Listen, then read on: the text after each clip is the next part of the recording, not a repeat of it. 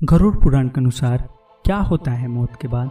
मृत्यु को लेकर हर किसी के मन में सवाल होते हैं और सदियों से इंसानों ने इनके जवाब ढूंढने की कोशिश की।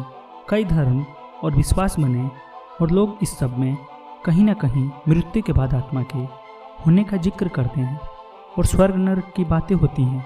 जब भी हमारा कोई दोस्त या घर का सदस्य मरता है तो हम अक्सर यह सोचते हैं कि अभी वो कहाँ गए होंगे, या ऐसे ही कभी बैठे बैठे याद आती है तो हम सोचते हैं कि क्या वो अभी भी हमारे आसपास हैं, हमें सुन रहे हैं, या फिर दूर आसमान में तारा बन चुके हैं, या कहीं है ही नहीं।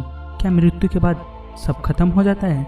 इन सभी सवालों के जवाब विस्तार से लिखे हुए हैं गरुड़ पुराण में। गरुड़ पुराण हिंदू धर्म के 18 प्राचीन महाकाव्यों में से एक है। यह वैष्णव साहित्य का एक भाग है और भगवान विष्णु और गरुड़ के बीच मनुष्य जीवन के अर्थ को लेकर वार्तालाप के रूप में लिखा गया है। गरुड़ पुराण में मृत्यु के बाद जीवन, अंतिम क्रियाक्रम और पुनर्जन्म जैसी बातों पर विस्तार से चर्चा है। इसलिए हिंदू धर्म में इंसान की मृत्यु के बाद आखिरी क्रियाक्रमों के समय इसका उच्चारण किया जाता है। हमने आपके लिए गरुड़ पुराण से खासकर इन्हीं सवालों के जवाब ढूंढे हैं और इस वीडियो में बताने जा रहे हैं। आप इसे ठीक से समझने के लिए अंत तक देखिए और सब्सक्राइब करना ना भूलें, क्योंकि हम ऐसे ही जीवन से जुड़े रहस्यों पर वीडियो बनाते रहते हैं। तो चलिए फिर शुरू करते हैं। मृत्यु के बाद क्या होता है?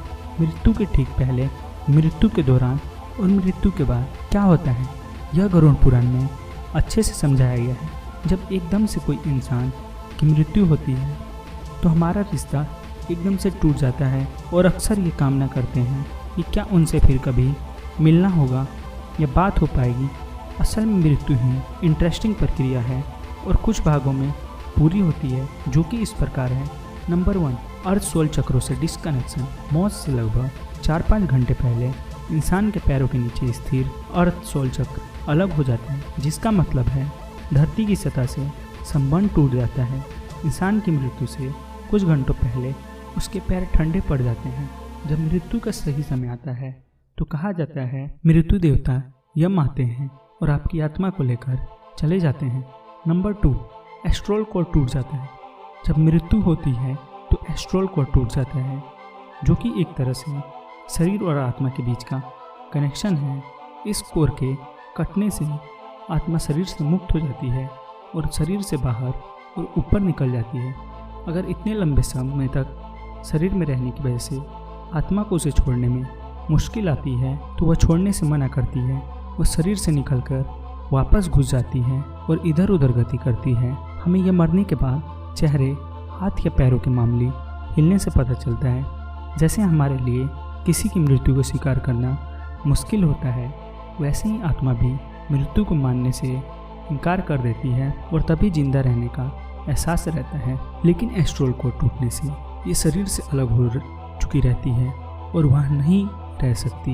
उसे शरीर से निकलकर ऊपर की तरफ जाना ही होता है, क्योंकि कोई चुंबकीय बल होता है जो उसे ऊपर की तरफ खींचता है। नंबर 3, भौतिक शरीर का अंत। इस चरण में आत्मा को उस कमरे में मौजूद लोगों के विचार एक शोर की तरह सुनाई देते हैं।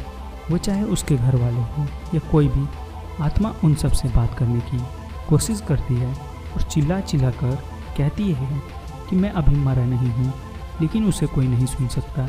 धीरे धीरे आत्मा को एहसास हो जाता है कि वह शरीर मर चुका है और वापसी का कोई तरीका नहीं है। इस क्षण में आत्मा लगभग 12 फीट या कहो तो छत की ऊंचाई पर तैर रही होती है और आसपास हो रहा सब कुछ सुनती और देखती है। नंबर 4, शरीर से छुटकारा। जब अंतिम क्रियाक्रम हो जाता है तो आत्मा मान लेती है कि उसका इस धरती पर रहने का माध्यम खत्म हो चुका है और वह शरीर जो उसने इतने सालों तक अपना रखा था अब पंच तत्वों में लीन हो चुका है।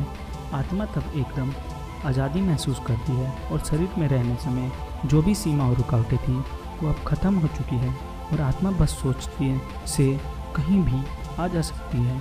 7 दिन तक आत्मा अपने शरीर के साथ रहते समय पसंद की जगहों पर घूमती रहती है, जैसे कि उसका सबसे पसंदीदा कैफ़े, बगीचे में सुबह की सैर, ऑफिस वगैरह। अगर आत्मा धन दौलत से बहुत लगाव महसूस करती है तो वो तिजोरी के पास भी रहेगी। अगर बच्चों से बहुत लगाव हो तो बच्चों के पास रहेगी और उन्हें प्यार करेगी। 7 दिन बाद आत्मा अपने परिवार और धरती को अलविदा कहती है, इस धरती से दूर होने लगती है और दूसरी दुनिया में प्रवेश करती है। नंबर 5, सुरंग। कहते हैं कि एक बड़ी सी सुरंग होती है जो आत्मा को एस्ट्रल प्लेन तक पहुंचने से पहले पार करनी होती है, और इसलिए कहा जाता है कि मृत्यु के बाद के 12 दिन बहुत महत्वपूर्ण होते हैं। हमें सारे अंतिम संस्कार और रीति रिवाज ठीक से करने होते हैं और प्रार्थना करनी होती है। हमें आत्मा से क्षमा याचना मांगनी होती है ताकि वो अपने साथ कोई भी नकारात्मक भाव जैसे कि दुख, क्रोध या नफरत ना ले जाए। कम से कम उसके परिवार और नज़दीकी रिश्तेदारों को यही करना चाहिए। ये सारे रीति रिवाज, प्रार्थना, ये सकारात्मक ऊर्जा आत्मा के लिए भोजन का कार्य करती है और उसे आगे की यात्रा में मदद करती है।